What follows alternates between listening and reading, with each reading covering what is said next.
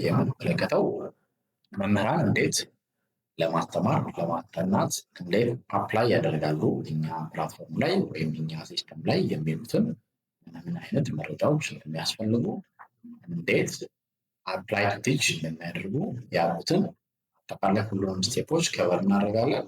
እዚህ ላይ ትኩረት እንድትሰጡት የሚፈልገው ነገር መምህራኖች አፕላይ ስታደርጉ የምታስገቧቸው መረጃዎች አፕሎድ ብትደረጉ በጣም ወሳኝና ክሪቲካል ስለሆኑ እናንተ እዚህ ጋር ያስገባቸው መረጃዎች ተመልክተው ስለሆነ አድሚኒስትሬተሮች አፕሎድ የሚያደርጓችሁ እዚህ ጋር የምታስገቧቸው መረጃዎች በጥንቃቄ ማስገባታችሁን እርግጠኞች መሆን አለባችሁ።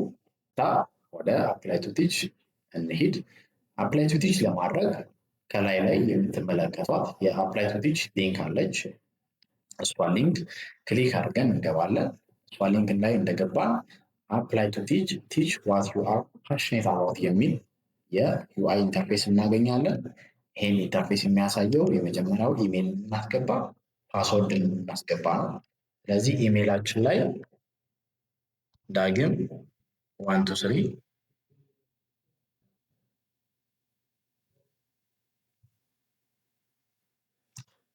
አድርገን ትክክለኛ ጂሜይላችን ማስገባታችንን ስህተት ከሰራን እርግጠኞች እንሆናለን። የስፔሊንግ ችግርም ካለ የስፔሊንግ ስህተትም ካለብን በትክክል ቼክ አድርገን እናስገባለን። ምክንያቱም በዚህ ኢሜይላችን ላይ ስህተት ካለ በዚህ ኢሜይል ነው አንደኛ ቬሪፋይ የምናደርገው፣ ሁለተኛ መረጃዎችና ኖቲፊኬሽኖች የሚደርሱ በዚህ ኢሜይል መሰረት ስለሆነ ኢሜይሉ ትክክለኛ ኢሜይል መሆኑን እርግጠኞች መሆን አለብን።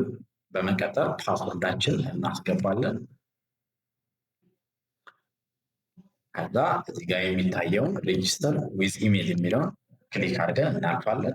ስናልፍ ምን ያመጣልናል? ፕሊስ ኢንተር 8 up to 12 ካራክተር። ስለዚህ የምታስገቡት ፓስወርድ ሚኒመም 8 ፓስወርድ መሆኑን እርግጠኞች መሆን አለባችሁ ማለት ነው።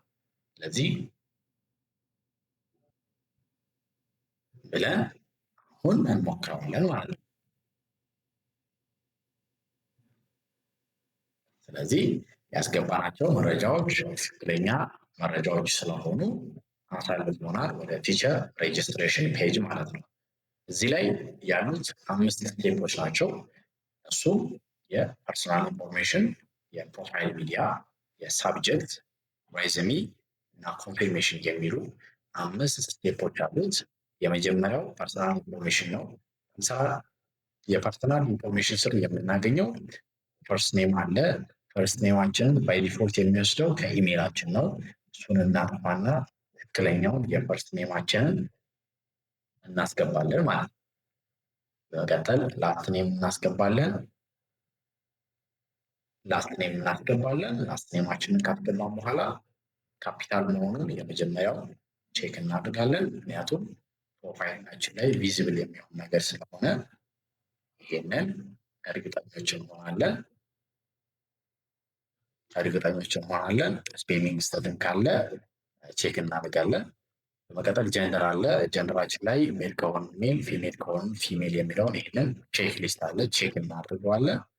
ዘንድ ፎን ኮድ ላይ ስልካችንን የምናስገባበት ቦታ ላይ ፎን ኮድ እና ፎን ነምበር የሚል አለው። ፎን ኮድ ማለት እኛ ያለንበት ከረንት ያለንበት የካንትሪ ኮዳችንን የምናስገባበት ቦታ ነው። ይሄ ቼክ ሊስት አለው።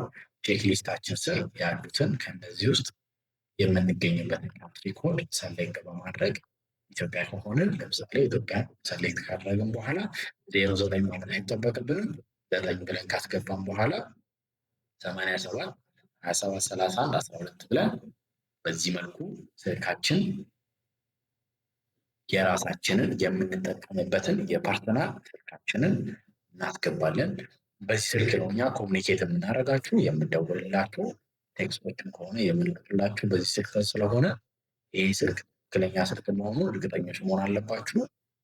በመቀጠል አፕሎድ አይዲ ካርድ የሚል ያለ። አፕሎድ አይዲ ካርድ ስል የምናገኘው አፕሎድ የምናደርገው አይዲ ካርዳችንን ነው።